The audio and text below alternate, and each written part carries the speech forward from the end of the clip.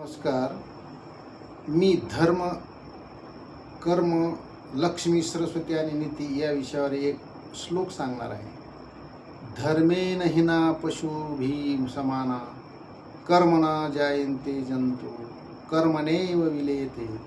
विद्या ददाति विनयं लक्ष्मी, सेवते विनयितं.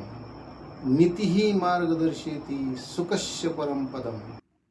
या श्लोकाचा अर्थ असा आहे की धर्माशिवाय माणसाला काहीच मूल्य नाही. आपल्या जीवनात कर्म खूप महत्त्वाचे आहे, कारण कर्मामुळेच आपले भविष्य ठरते. विद्या म्हणजे सरस्वती आपल्याला नम्रता शिकवते आणि नम्रतेमुळे लक्ष्मी आपल्याकडे आकर्षित होते. परंतु या सर्व गोष्टी योग्य दिशेने चालण्यासाठी नीती आवश्यक आहे.